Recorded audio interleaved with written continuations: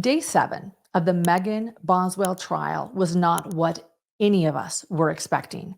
Before the jury was even called in, the very first thing that happened was the DA saying that the state wanted to introduce evidence via certified letters showing that the alleged ex-boyfriend, Hunter Wood, was involuntarily committed to a psychiatric hospital, and evidence showing he is currently receiving treatment, as well as an order showing that he had to undergo a psych evaluation. Afterwards, then the jury was finally called in. And the state, what did they do? Well, they immediately rested. And then, as soon as the jury was then sent out of the room again, the defense asked, what did they ask for? An acquittal. Judge Goodwin denied the acquittal and cited multiple reasons for his decision, including the way Evelyn was found upside down in a trash can, how Megan acted on social media, the amount of evidence against her, and her many conflicting stories. It was then announced that Megan would not be testifying in her trial. Megan, I want to ask you some questions about my representation of you and explain to you your right to testify. Okay. I've been representing you for a couple of years now. We've met and discussed your case. You need to answer out loud. Yes. Okay. And part of that I've talked to you about, you have the right to testify, is that right? Yes. And if the jury can't hold it against you if you don't testify. Do you understand that? Yes. Do you understand you have a right not to testify? Yes. Okay. And if you decided you wanted to testify, I couldn't stop you from that. Judge Goodwin couldn't stop you. Mr. Harper couldn't. That's solely your decision. You understand that? Yes. And after consulting with me and looking at the evidence and hearing the proof here in court, have you made a decision as to whether or not you want to testify? Yes, I have. Do you want to testify? No. This morning, a lot of folks were curious as to whether or not Megan Boswell was going to take the stand herself. Talk to me a little bit about why she did not. We gave it a lot of thought and were at one point leaning toward doing it, but after the medical examiners testified yesterday, I don't feel the state's proved their case, at least it's the cause of death, and we don't feel it was necessary. And when the jury was then brought back in, they were told that the last part of the medical examiner Polchen's testimony, given on day 6, could not be considered. This moment, to remind all of you, was the moment that I reported on from day 6, that lengthy back and forth between the defense and Polchen, where she was threatened with contempt by the judge if she did not answer yes or no. The last thing that Polchen said on the stand was Evelyn, quote, could have been murdered in a different way, end quote. Because she does not have any expertise in the field of murder, the judge essentially instructed the jury to throw that piece of evidence completely out, to not even consider it. And so after that, the unexpected happened once again, and without calling any witnesses, the defense rested, and the jury took another break. When the jury came back again, they were given jury instructions, and then closing statements were up next. The state went first with Amber Massengill on closing arguments, and here is what she had to say. You remember the picture that Sue took? This is very likely the very last picture of Evelyn Boswell alive. Not taken by Megan Boswell, but taken by the babysitter. Sue Whitson testified that the last time she babysat was the end of November, early December, which just so happened to coincide with when Megan Boswell met Hunter Wood, a guy that she was hoping might change her life. But Evelyn was in the way. February 2020, finally, Tommy Boswell says, I've had enough, I want to see my granddaughter, show her to me by tomorrow, or I'm reporting it to DCS. Well, Megan couldn't do that. Megan knew she couldn't do that because she knew where Evelyn was. We all know where Evelyn was. And so Megan did not produce Evelyn that day, and Tommy finally gets the ball rolling on trying to find this little girl. And they first show up at Hunter Wood's house on the lake in a nice neighborhood, and Megan Boswell's there, but there's no baby. There's no Evelyn.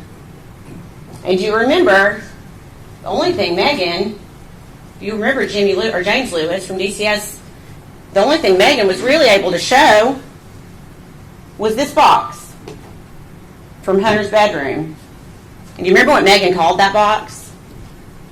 A memory box. Now, why would you call something a memory box if you are alleging that your child is still alive? This is all Megan Boswell had of Evelyn in that house that she was trying to show DCS that Evelyn was living in. She couldn't show him diapers. She couldn't show him a pack and play. She showed him one outfit that she held up on a hanger. Not an outfit that Evelyn had ever worn. There was no evidence that a child had ever been in that house. Can we look at that for a second? That's what she had her child living in. If that's not neglect, she does this in 2 months. Ladies and gentlemen, I beg you to look at these pictures when you go back in the jury room. That, in 2 months, is what the defendant was able to do to the home her dad provided for her and her child. And within 2 months, Evelyn was dead. We saw the defendant enjoyed crying during this trial because she has an audience and she really enjoys that. But did we see her crying any other time? Did we see her crying from the witnesses on the witness stand and what they told us about her? Did we see her crying in the evidence that came in? No, Megan wasn't crying. Do you think she was crying when she filled out this apartment application with Hunter Wood, where they list 3 occupants are going to live in the apartment, and at first glance we're like, oh, Megan, Hunter, and Evelyn. But that's not what the defendant told David Gratz. Do you remember what she told him? She said the 3rd occupant is the baby she's pregnant with because Hunter doesn't want Evelyn to live with him. Of course, we could also look at the date on that application, January 4th of 2020, and we also know another reason that Evelyn would not be living with them. Was Megan crying here? In 2020, when she posts on Instagram, so excited for our new home. You think Megan was crying when she posted that? To me, it looks like maybe Megan's just moving on with her life. As if Evelyn never even existed. What about here? Also posted in 2020. Keep in mind, Evelyn's still upside down in a trash can because Megan's not told anyone where she is. She's still spinning her lies. Do you think she sat here when she's picking out furniture for their new house? But she's sad today? She has the gall to sit here and cry today and pretend she can't look at the pictures of what she did to her child? What about this one? Proud of my baby. New 2020 High Country.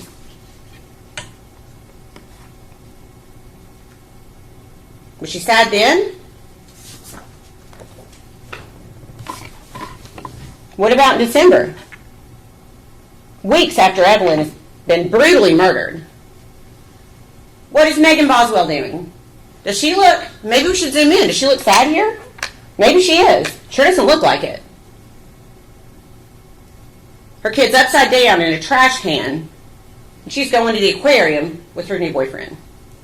We have evidence. We have shown you the evidence. Don't think about the speculation. Don't think about the what ifs. Look at the evidence. Some really, really good. If I could, can I see the trash can for just a second, please?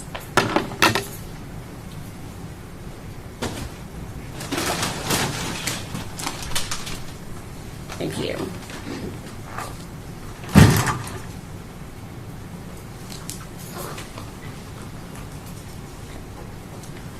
Whose fingerprints were on the trash can? Do you remember what Agent Hoover said from the TBI yesterday? Of course, he's removed the rim. He talked about how it's smooth under the rim. If you're going to carry a trash can, how do you pick it up to carry it under the rim? Whose fingerprints were under that rim? Megan Boswell. Megan Boswell's fingerprints were into that room.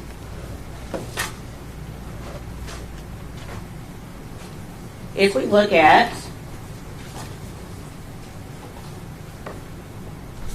Exhibit 17, can you see the black trash bag there? Whose fingerprints are on that trash bag?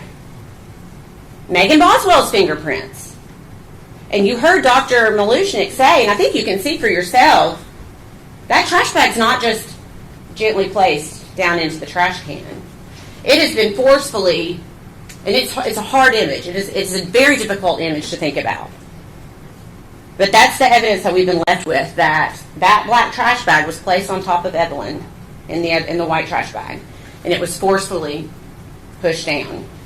Compressed, I think, is a word that was used during the trial. And that's how Megan Boswell's fingerprints ended up on that black trash bag. Even more damning than that is the fact that Megan Boswell's fingerprints are on the foil wrapped around Evelyn's head. I would love to know a different explanation for how Megan Boswell's fingerprints got on that foil, on that trash can, on the black trash bag, except for the fact that she murdered her baby. She put her in that trash can with food trash and debris, covered her body, essentially mummified her, and tossed her away, literally, with the trash. A lot about this case really has been more about Megan Boswell than about this child, Evelyn. But Evelyn mattered. She deserved to grow up. She deserved that, but her mom took that away from her. And there's no evidence that anyone else was involved. I think you can see this was a pretty good investigation. It was very thorough, and the evidence continued to point in only one direction. The evidence only pointed at one person, Megan Boswell. You heard from the witnessing, there were people that she could have given Evelyn to that would have given her a beautiful life. But instead, she violently murdered her daughter. And she told story after story after story for 2.5 months. And maybe the worst part is that she just went on with her life as if Evelyn had never even existed. But Evelyn did exist. Evelyn is a real person. And Megan Boswell should not be able to go on as if Evelyn did not exist. There are things we will never know about what happened. None of us will ever know everything. I think it's fair to say that we do know that Evelyn was in the way. She was in the way of Megan Boswell living the life that she thought she deserved, that she wanted to live. So Megan removed her. It's as simple as that. The defense was next with Attorney Scott's closing arguments.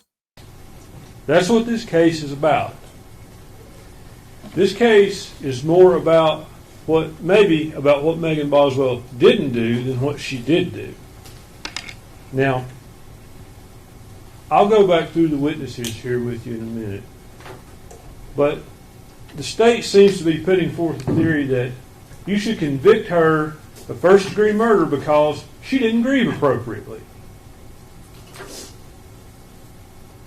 She had fun after her child died. Now, is it far-fetched to believe that the child died in the first part of December, like she says? No, that seems to be the point where you see Megan's personality start to change. Let's talk about Randy Wood. Randy Wood is the father of Hunter Wood. The state called him. The state is the one who elicited the information about Hunter Wood being hospitalized. That's the first you hear of him being hospitalized. It's the state. Now, Ms. Massengill wants you to think I have some grand conspiracy theory. I don't. I do have the statement from Megan Boswell when she talks to Agent Fraley about what happened in this case. She says, Hunter was there when Evelyn died. I wrapped her up and I swaddled her. I held her. She kept getting colder as the day went on. I didn't want her to get cold. Hunter took her and he got rid of her. Now, they want you to believe that that's just impossible.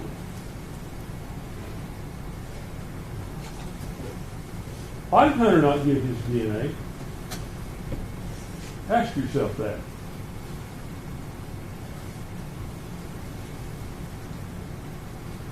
If you have nothing to hide, why wouldn't you just let them test your DNA against all the evidence they have? Turns out they couldn't have tested it, probably. But he didn't give them that chance because he had something to hide. Now, his dad said that he was schizophrenic. I asked him, is he schizophrenic and have hallucinations? He agreed with me on that. He also agreed with me when I asked him if he talked about using an aluminum foil or tin foil. And he says, yeah, he talks about some off-the-wall stuff. Now, ask yourself who's more likely to wrap that child in tinfoil. The child's mother that has cared for the child, taken care of the child, or the boyfriend who's schizophrenic. I guess we can go ahead and we can talk about Dr. Smith and Dr. Malushnik. Now, Dr. Smith, I asked her about several different things. She's the lady who actually performed the autopsy. And she formed an opinion of homicidal death based on the way the child was in the trash can. But she could not tell you a medical basis for the child's death, other than a diagnosis of exclusion. And a diagnosis of exclusion is simply, we don't know what else is wrong with her, so she must have smothered in this trash can. That's what they want, what she said, essentially. Now, I cross-examined her about a lot of things. I asked her about SIDS. And even though the subsequent doctor didn't agree with it, Dr. Malushnik, I didn't ask about something that didn't exist. Dr. Smith knew exactly what SIDS was. We talked about it. We talked about the ages, how we don't know what causes it. She answered questions about it. She said, ultimately, she could not rule that out in this case. Now, I want to tell you something about Dr. Smith and Dr. Malushnik. I think Dr. Smith she was the medical examiner in Johnson City when this happened. Dr. Malushnik is not her boss. She's not, it's not like she's somehow over her. Dr. Smith was the chief medical examiner at the Jenkins Autopsy Center, Forensic Center. Subsequently, for whatever reason, the state sent her report to Dr. Malushnik for another opinion. Dr. Malushnik only reviewed her report, and she finds that it's a good report. But then she wants to go further and find with some type of certainty that child was placed in the trash can. And you saw an exchange between me and her in here yesterday. It went on for 4 or 5 questions. And I kept asking her, Doctor, can you say any type of certainty? What can you say about this? Can you conclusively say that child was dead when it was wrapped in the blanket, wrapped in tinfoil, and put in the trash can? She evaded that question. She wouldn't answer that question. She finally answered that question only after it was threatened she would be in contempt if she didn't directly answer the question. And her answer was, no, I can't say conclusively. And then she threw out kind of a parting shot at me as she left. And suggest to you the more accuracy of that parting shot, she said the child could have been murdered some other way. Should have been. The child could have died some other unknown way. That's what the truth would have been. The proof from Dr. Smith leaves open a heart, it leaves open SIDS, laryngeal convulsion, it leaves open all of those things. We don't know what happened. And it also left open a rollover, which is what Megan told Agent Fraley. And now, would Megan know for sure that that's what happened? Maybe not. You wake up and you find your baby dead in bed. Could you not come to the reasonable conclusion one of us must have rolled over on it?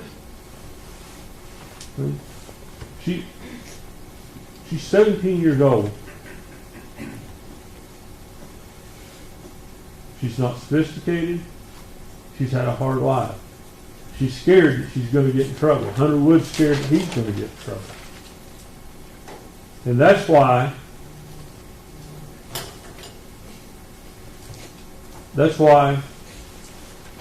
she does what she does. Hunter takes the baby to dispose of it. She knows about it. Is that right on her part? No, it's not. Should she have called and reported it? She absolutely should have. I told you that in my opening statement. Have they proved that she's a liar over and over? They have. Don't deny that. They haven't proved she's a murderer. The conversation with Agent Fraley on the 25th of February, almost 5 years ago, that was a breaking point. That's a breaking point where she finally admits Evelyn is dead. She's able to admit to herself. You saw all these pictures she's sending back and forth before that. That's how she's grieving. Maybe she doesn't want to accept that the child is dead. Maybe as long as she keeps talking about it, talking to the media, talking to the police, and saying that Evelyn is somewhere else, she believes that. Maybe that's how she's getting by. You can't judge someone for how they grieve. You don't know what goes through their head. You don't know what they were raised with. I've never lost a child. I hope none of you ever have. But how am I to tell someone when they lose their child how to grieve? How am I to do that? Amber can tell you that. Oh, she shouldn't have went here. She shouldn't have did that. How does she know that? She's not in Megan's shoes. She's not out there living that single wide trailer. That's not her life. She's not been raised by drug addict parents, a dad that beats on her mom constantly, and seen that growing up. She's not seen that. She can't put herself in her shoes. It's not fair to say she murdered her child because she didn't grieve right. I resent it. You should too. Finally, let me talk just a little bit about Hunter. There's a text thread, and it's in February. It's between Megan and Hunter. And it appears like Megan's telling Hunter the same story she's telling everyone else. But remember, Megan's told Agent Fraley that Hunter doesn't want his name brought into this. He doesn't want to be involved. He told her not to tell anybody anything about the child. At this point, Hunter, he throws out a name in that text. He talks about Agent Wilhoit. He's been involved with the police. He knows the police are looking at this. This is February the 22nd. Suggest to you that text thread is, look at the texts, they're self-serving. I'm just worried about the baby. I just want the baby returned safe. That's Hunter and Megan's way of covering Hunter's involvement in this. I'm not saying Hunter killed that child, but I'm saying he did dispose of the child. That text thread, it's a convenient way if you think about it. I hope I've answered your questions.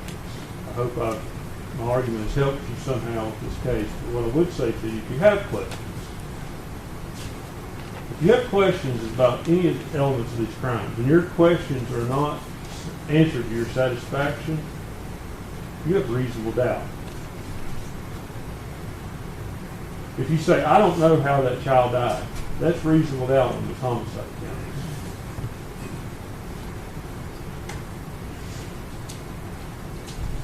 I don't think I have much more to say to you. I go to a Baptist church and I hate long sermons, and I'm used to it.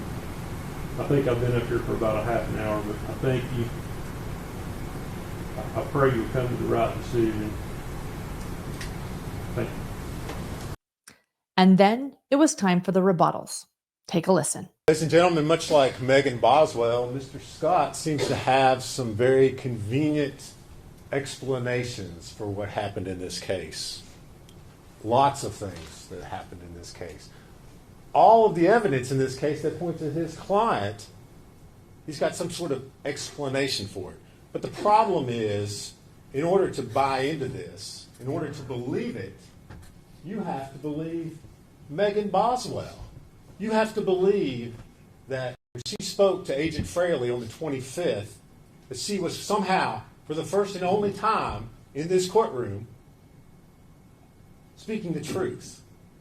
But I think each of you, as you sit here, know that's not possible. That's not possible. Megan Boswell is one of those people. You used to hear the expression, the truth ain't in them. The truth's not in Megan Boswell. She doesn't know how to tell the truth. Everything that she tells to every person in her life is for some reason. And that reason is because Megan's trying to get something out of it. She is a master manipulator. Even at 17 years old, you sit there and watch those videos. She's trying to play everybody. If you remember, when Agent Gratz testified,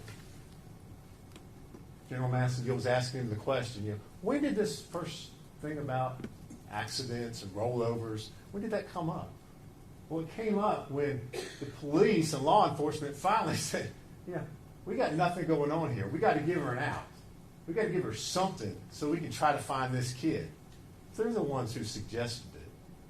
And then very conveniently the next day she comes in and guess what? Oh, yeah, I forgot. Yeah, that's right. I'm sorry I've been lying to you all for days and days and days now.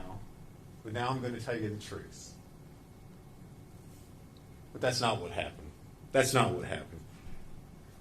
I submit to you, the only time that Megan Boswell may have told the truth about some small portion, if you remember during one of the interviews, Lieutenant Price, who had been very patient with her up until that point in time, finally said, come on, something happened on December 21st. And she stopped him and corrected him. Remember? She said, no, something happened before December 21st. Yeah, something did. She murdered her child. That's what happened before December 21st. The defense wants to say that perhaps, again, speculating, it's a possibility that Evelyn just died one day in early December. And then all of a sudden, Megan engages in this pattern of just totally bizarre behavior that involves wrapping her child in a blanket, tightly pressing her head in aluminum foil, and stuffing her in a trash can, and then engaging in this just convoluted tale to anybody who wants to inquire about what's going on with Evelyn. But it's a remarkable coincidence, isn't it, that all this occurs at the same time that she starts working at the chicken shack. And then she meets Hunter Wood. That Hunter Wood. The one who lives out on the lake in the big house. And remember,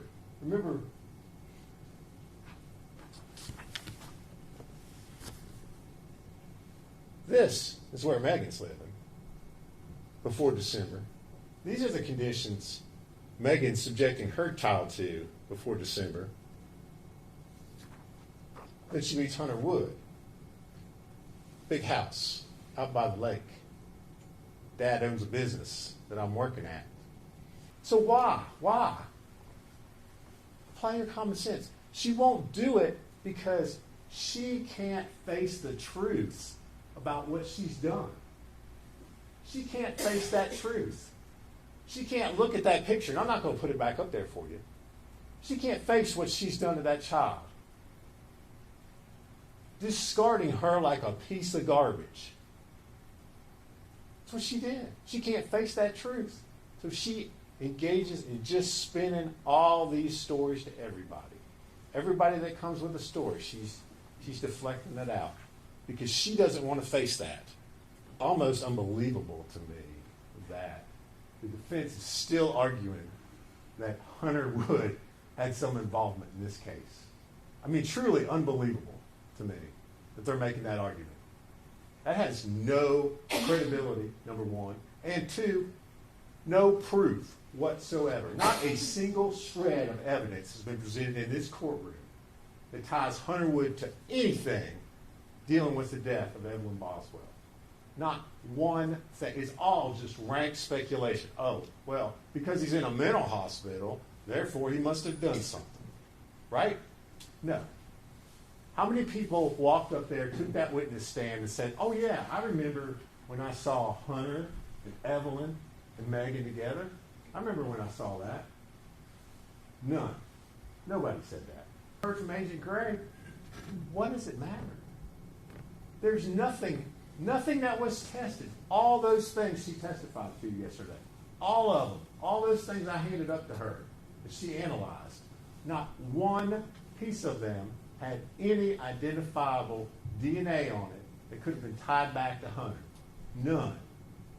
Everything was Megan's or Evelyn's or limited profiles.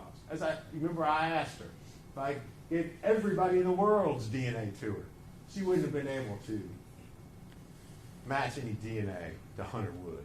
Nothing. Nothing. Everything connected to that body in the trash can comes back to Megan Boswell. This wasn't an accident, ladies and gentlemen. Wasn't an accident at all. You've got lots of evidence of premeditation sitting over there in that box. This isn't a little piece of tin foil. This isn't foil like you stick around a baked potato and stick in the oven. You saw it. You saw the photographs. And the foil's in there. Pull it out. It's a big old piece of foil. Mr. Scott wants to suggest maybe it was sitting down in the trash can and somebody pulled it out. Nobody's using that much foil. Use your common sense. Megan Boswell sits here in this courtroom today as guilty as she was back in that first week in December. As guilty as she was on February the 18th when she first came in there. Detective Perez and James Lewis interviewed her. She acted all surprised. What are y'all going to do? You going to find my child for? What do you do when a child goes missing? Remember those expressions, those questions she threw out there? She sits here in this courtroom today as guilty as she was back then because she never learned the one lesson that we all know, which is that you're responsible for your actions and your choices in life. And she sits here because she refused to learn that lesson. You've heard her interviews. She takes responsibility for nothing.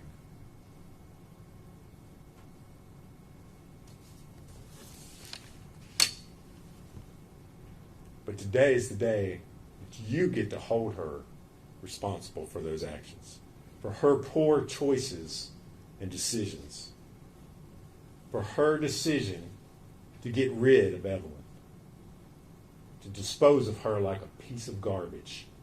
That's what she did, ladies and gentlemen. She disposed of her child like a piece of garbage. Many people noted that the judge looked to be sleeping based on genuinely how he looked to be dozing off in his chair. But luckily, no one in the courtroom has made any mention of any jurors dozing off today. And with the amount of times they've had to stand up and leave and be called back in, I'm not surprised they were able to stay awake today. After closing arguments, the jury was sent out for deliberations, and we are officially on verdict watch. My husband and co-host, criminal psychologist Dr. John Matthias, will be on tonight to give his take on the Megan Boswell case, to do what Hidden True Crime always does and dig deep into the hidden motives of unfathomable crimes. Until then, we anxiously await with all of you, and we continue to hope for justice for Evelyn.